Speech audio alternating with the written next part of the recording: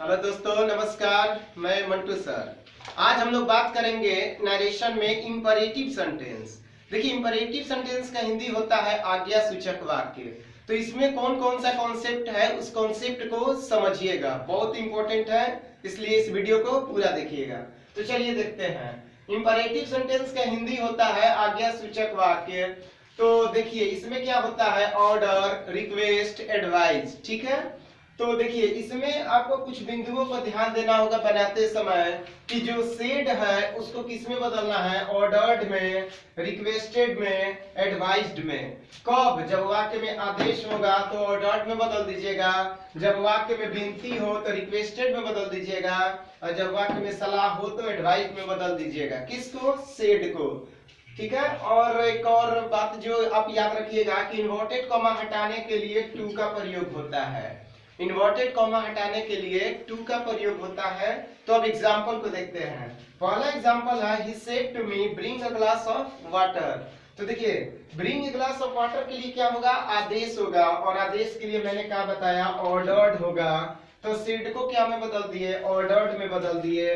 मी है तो मी, inverted comma हटाने के लिए टू, और बाकी हो बहु लिख दीजिएगा क्योंकि इसमें कोई चेंज करने वाला नहीं है। दूसरा आपका है कि the peon said to the principal grant me leave for 2 days please.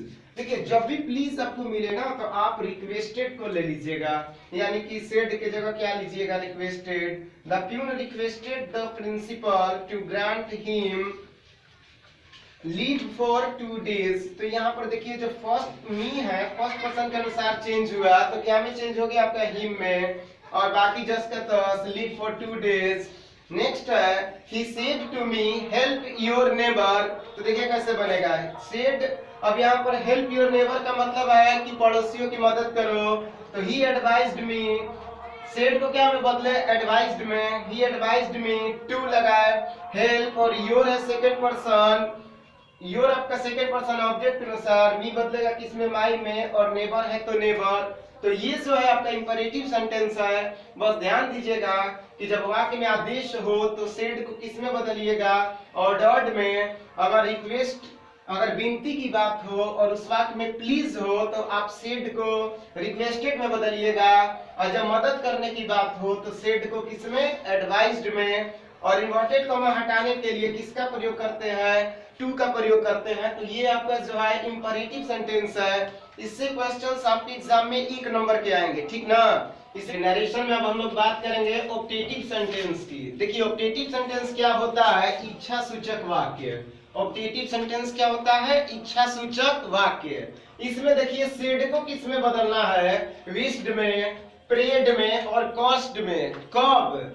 जब वाक्य में बात होगी आशीर्वाद की तो आप क्या यूज कीजिएगा? विश्ड का। जब बात होगी गॉड यानी भगवान की तो आप किसका यूज कीजिएगा? प्रेड का। और जब बात होगी मरने की तो किसका यूज कीजिएगा? कर्स्ड का। सेड को इसमें बदलना है, और बाकी फॉर्मूला जो है इन्वर्टेड कॉमा हटाने के लिए दैट का प्रयोग। और इस नोट पे ध्यान दीजिएगा। देखिए, यदि ऑप्टेटिव सेंटेंस में का प्रयोग लुप्त हो तो उसे वाक्य के आरंभ में मान लिया जाता है। इस पर जरा ध्यान दीजिएगा। यदि ऑप्टेटिव सेंटेंस में का प्रयोग लुप्त हो तो उसे वाक्य के आरंभ में मान लिया जाता है। जैसे क्वेश्चन देखिए, She said to me, may you live long। तो कैसे बनेगा? यहाँ पर बात है कि तुम बहुत दिनों तक जीवित रहो, यानी आशीर्वाद है। तो यानी ब्लेस्ड या विश्ड दोनों में से कोई ले सकते हैं। She blessed या wished me that। Second person object के अनुसार मी बदला आई में, और मे बदल गया किसमें? माइट में, लिव लॉन्ग। दूसरा आपका है, they said may God make us happy, यानी कि भगवान आपको हमेशा क्या? खुशी बनाए रखे। तो देखिए, दे प्रेड, क्योंकि भगवान की बात है, दे प्रेड दैट गॉड में आपका जो है वो माइट में चेंज हुआ, मेक। ये जो है आपका फर्स्ट पर्सन है तो दे के अनुसार क्या हुआ? आपका देम हो गया, और हैप्पी है तो हैप्पी। नेक्स्ट देखते हैं, he said to her may you die soon। तो कैसे बनेगा? सेड को किसमें बदलिएगा? कॉस्ट में, क्योंकि यहाँ मरने की बात है। तो he caused her that second person object के अनुसार, तो सी हो गया, और मे को किस में चेंज किया, माइट में, डाई सून। तो ये था आपका ऑप्टेटिव सेंटेंस। सिड को विस्ड में, उसके बाद प्रेड में और कॉस्ट में कब बदलते हैं, ये एग्जाम्पल से आपको मालूम चल गया होगा। तो देखिए ये आपका 3 एग्जाम्पल है, इसको ध्यान से आप देखिएगा, ठीक ना, आपको बिल्कुल समझ में आ जाएगा। ठीक, बात करते हैं एक्सक्लामेटरी सेंटेंस की। देखिए 5वां आपका है एक्सक्लामेटरी सेंटेंस, विस्मयादि बोधक अव्यय। इसका नरेशन कैसे बनाते हैं थोड़ा ध्यान दीजिएगा। जैसे सेड को बदलिएगा एक्सक्लेम्ड विद जॉय में, कब, जब उस वाक्य में हुर्रा होगा तब, ध्यान दीजिएगा। अगर आपका डायरेक्ट स्पीच में हुर्रा है तो आप सेड को किस में बदलिएगा, एक्सक्लेम्ड विद जॉय में। दूसरा आपका है कि आह और अलास, तो सेड को किस में बदलिएगा, एक्सक्लेम्ड विद सौरो में। ठीक है। तीसरा आपका है कि पुह एक वर्ड है तो सेड को किस में बदलिएगा, एक्सक्लेम्ड विद कॉन्टेम्प्ट में। और चौथा आपका है कि अगर वाक्य में नॉनसेंस रहेगा तो सेड को किस में बदलिएगा, एक्सक्लेम्ड में। फिर से सुनिए एक बार, हुर्रा रहेगा वाक्य में तो सेड को एक्सक्लेम्ड विद जॉय में, आह और अलास रहेगा तो एक्सक्लेम्ड विद सौरो में बदलिएगा सेड को। तीसरा आपका है पुह एक वर्ड है तो सेड को किस में बदलिएगा, एक्सक्लेम्ड विद कॉन्टेम्प्ट में। और नॉनसेंस रहेगा तो सेड को एक्सक्लेम्ड में। तो चलिए एग्जाम्पल को देखते हैं। तो पहला चलिए तो बात करते हैं, Shivam said hurrah we have won the match. तो इसका इंडायरेक्ट कैसे बनेगा, Shivam exclaimed with joy that they had won the match. अब यहाँ पर सोच रहे होंगे कि वी है फर्स्ट पर्सन, सब्जेक्ट के अनुसार बदलेगा। तो इस वाक्य को देखिए कि ये वाक्य कह कर रहा है हम लोग मैच जीत चुके हैं, यानी कि बनाते समय इनडायरेक्ट में बनेगा दे हैड वॉन द मैच।